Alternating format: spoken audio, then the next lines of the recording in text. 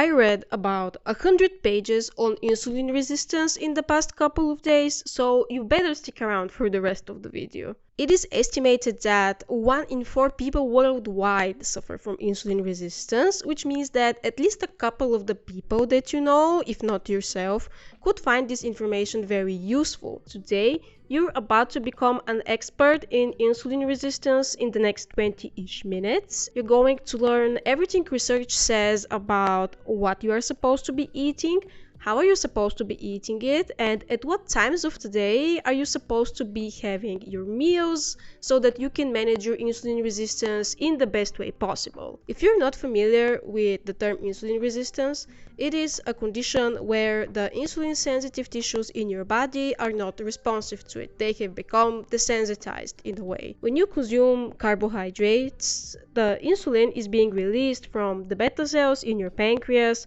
and then its main job is to lower the amount of circulating sugar in the blood. These sugars have to be transported to insulin-sensitive tissues, and over there they can be converted into glycogen and stored for later use. For instance, when you're performing resistance training, the glycogen would then be the main source of energy. Glycogen is stored primarily in the liver and to some extent in our skeletal muscle. The more skeletal muscle we have, the more glycogen can be stored in there. If you consume larger amounts of refined carbs over time and more insulin is being released into the bloodstream, then these tissues would become resistant to insulin. They would become less sensitive because they're being exposed to it over such long periods of time. If this process propagates further, over time, this would lead to the beta cells in your pancreas becoming exhausted and the development of type 2 diabetes, where you have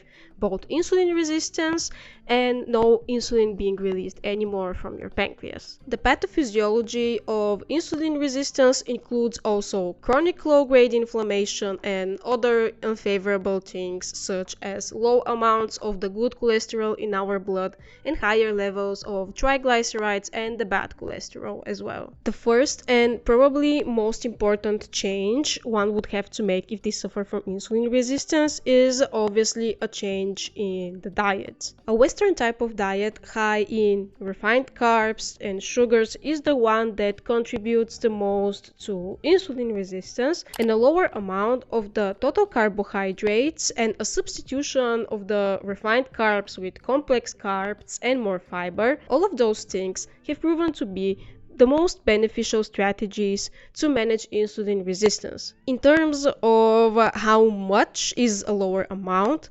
somewhere about 40% of the total calories from the day from carbohydrates is where researchers draw the line. More restrictive types of diets that go down to 25%, or even ketogenic diets where the total amount of carbohydrates does not go over 5 to 10% of the total daily calories. Those could be very beneficial in the long term, but are not researched well enough to say what is their impact on our health over years and years of adhering to the diet. And secondly, most of the people find it hard to comply with such a dietary regime over the course of their lives. So it is better to stick to something that is more realistic and easier to combine with other things such as social life, for example. The third concern would be at the expense of what would you technically lower the carbohydrate intake if you're substituting those carbs for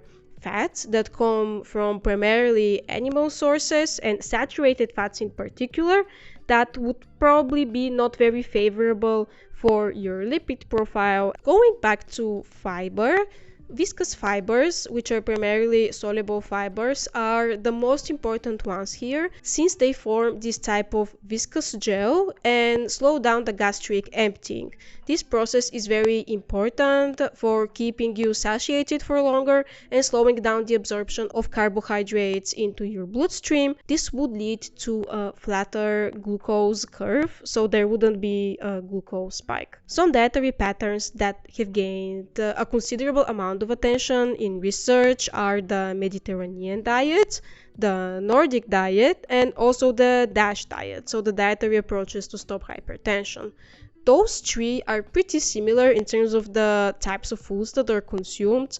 It's primarily whole foods, a lot of fish, especially in the Nordic and the Mediterranean diet as well, lean meats such as poultry, a lot of eggs, and limiting the amounts of ultra-processed foods and refined carbohydrates. Probably the biggest difference between the Mediterranean diet and the Nordic diet would be that in the Nordic regions, butter is more popular than olive oil for obvious regional reasons. Studies where the participants are subjected to those types of diets almost always result in favorable outcomes and also in weight loss. It's very important to mention that if an insulin-resistant patient was also overweight or obese, which is present in a lot of the cases, but not all, of course, weight loss would significantly contribute to a better insulin response, better blood sugar regulation in the long run. Additionally, if one loses the excessive amounts of visceral fat, so this is the fat that's in your stomach area around your organs, this would also significantly lower the inflammation, since this is the type of fat that is primarily responsible for chronic low-grade inflammation in obesity. In order for one to lose weight, they would obviously have to be in a caloric restriction over a longer period of time. Researchers in papers sometimes subject the participants to very low-calorie diets, something in the likes of, 800 calories a day, but those are not really sustainable over longer periods of time. They do not have favorable effects on your metabolism and are generally not recommended. I really don't know why they still do this, probably to have more wow results to write in the paper for later. It's really confusing to me. A moderate caloric restriction, something like 20% of your total daily calories. So I mean you would eat 20% less, not that you would be eating 20% of what you were already eating, obviously. That would be more sustainable and accompanied by a proper exercise regime would lead to the most favorable effects in the long run. Exercise, on the other hand, has different effects that have nothing to do with weight loss. Both cardio and resistance training have proven in studies to be favorable for improving the insulin sensitivity through different mechanisms. With resistance training, the most obvious one would be an increase in the total muscle mass, which would mean that you would have more space to store glycogen, and in simple words, you would be able to take on more sugar than somebody who had less muscle than you. When we're talking about aerobic exercise, the benefits are more related to the metabolic flexibility of your cells and cell metabolism, how your body switches between using different types of energy sources, since when you're performing low intensity exercise over longer periods of time, you're using primarily fatty acids, and in contrast, when the intensity is increased, your body starts reaching for the glucose that you have available and also for the glycogen in your muscle. So a regime that combines both of those, and one of the diets that I talked about previously, would be your best case scenario if you want to improve your insulin sensitivity. And I have to stress one more time, I don't know how many times I've repeated this on the channel, if you engage in resistance training while being on a diet with sufficient amounts of protein while you're trying to lose weight, you're going to be going about this in the best way possible to preserve your resting metabolic rate so you don't suffer metabolic adaptation and horrifically slowed down metabolism as you're losing weight. Moving on to how, in terms of behavior, you're supposed to be eating to best manage your insulin resistance. Surprisingly, there's already some research into mindful eating as to at what pace you're consuming your meals and how does that impact your glycemic response. And it appears that fast eaters, so people who rush through their meals, have much worse blood sugar regulation compared to people who sit down and eat their meal slowly. Another thing that I'm pretty sure you've heard about if you follow the glucose goddess or if you've been on the internet in the past for years is the order of the different components in a meal. Here they proposed the following food sequence: First would come soups, or if there's no soup, just the veggies or fruits, the lowest foods in terms of calorie density. Second would come dairy products, if there are any, yogurt, or if there are any eggs, lean meat such as poultry, fish. Third would come tofu or red meat. And in the fourth and last place, we have complex carbs, whole grains, think brown rice or sourdough bread or quinoa, some lentil or whole grain pasta, whatever, all of those things. Of course, this would not be applicable if you're consuming a mixed meal. You would not be taking your burger apart so that you consume everything in this specific order. But if you happen to be in a place where you're having multiple course meals, first of all, most of the time they're being served in a similar order anyways, unless you're somewhere in Southern Europe where they like to serve you bread before anything else. But in any case, it's useful knowledge to have. In terms of the meal frequency, aka how often should you be eating during the day, the research was very inconclusive. Most of the studies were pointing towards having more small meals throughout the day compared to, for example, 2 bigger meals during the day. But again, not enough evidence, so do whatever aligns with your schedule. Now we're moving into the most controversial section of the research that I was reading, and that's chrononutrition, aka when are you supposed to be consuming your meals and if you should be engaging into any type of fasting. The most conclusive and definite thing from all of the chrononutrition information was that you should not be consuming a lot of carbs late at night or early in the morning as your breakfast, and your eating window should be shifted somewhere earlier in the day. Consuming any meals, let's say past 8 p.m. the latest, or anywhere less than 4 hours before your bedtime would have a negative impact on your blood sugar regulation. It might seem unrealistic for night shift workers, obviously, or people who travel long distances a lot and suffer a lot of jet lag, but those specific population groups have also been investigated for their worse glycemic response overall. The circadian clock of our organs unfortunately cannot align itself 100% to the modern lifestyle that we're having. The second non-confrontational thing here was that most of the carbs should be consumed at lunchtime. There was this very big debate around whether one should have breakfast or not, and if that would negatively or positively impact blood sugar regulation.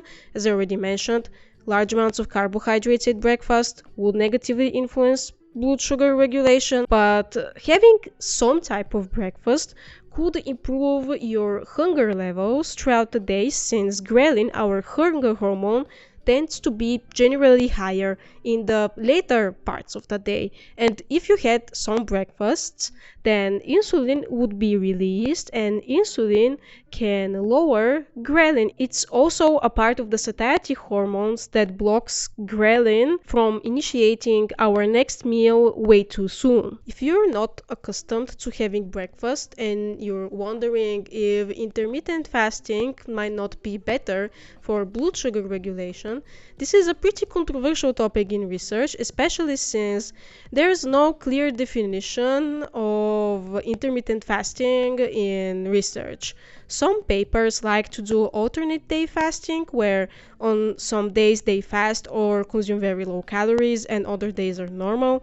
Some research papers do 16-8, so 16-hour fast, 8-hour eating window. Some do 24, so 20 hours fast, 4 hours eating window. And this is why we cannot really make a conclusion from all of the findings, since the study design is pretty heterogeneous. The question also arises if the benefits observed in these intermittent fasting studies, especially the ones that had earlier eating windows, might not be because of the fact that they did not consume any carbs or anything for that matter, later on in the day, or is it because of the fasting period and the ketosis that the participants are undergoing and all of that? This is why, to conclude, most of the carbs at lunch, no eating before bed, some breakfast might also be good, but not 100% necessary. All of the things I discussed until now should be sufficient to improve your insulin resistance by a lot.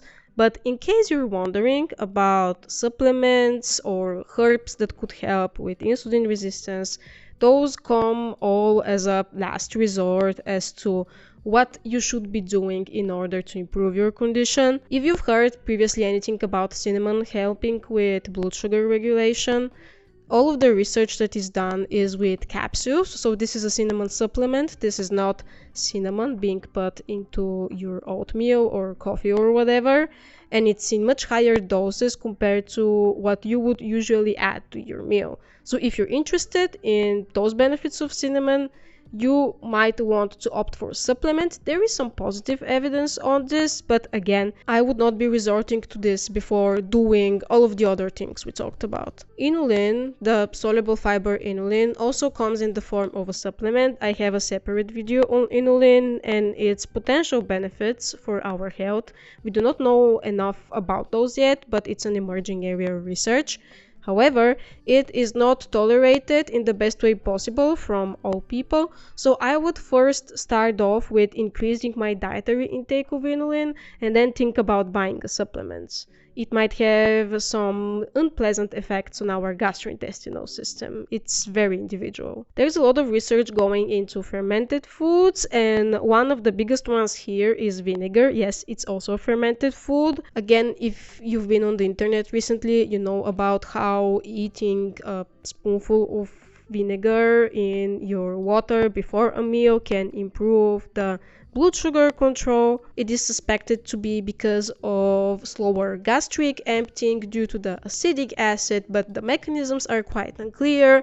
If you want to try it out, go for it. Just don't drink apple cider vinegar on its own, put it in water, because your dentists and your teeth are not going to be very happy about this. You don't really need a supplement here. You could just buy organic apple cider vinegar if you want to try this out for yourself. Other fermented foods such as yogurt, kimchi, also kefir, those have proven in some smaller research papers to have potential benefits on our blood sugar regulation. And a very interesting one was a comparison between sourdough and normal bread.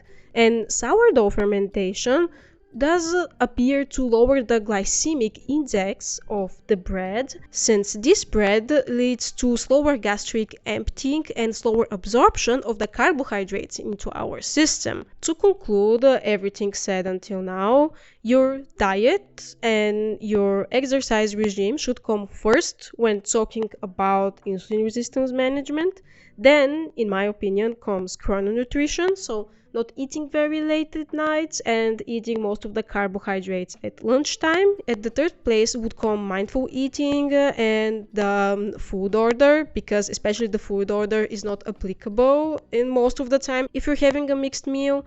And lastly, I would put the use of any supplements, additional things that gain a lot of popularity, but the magnitude of the effect they have is nowhere as large as with the other three things on the list. Thank you for being here with me today. I hope that you enjoyed the contents of the video.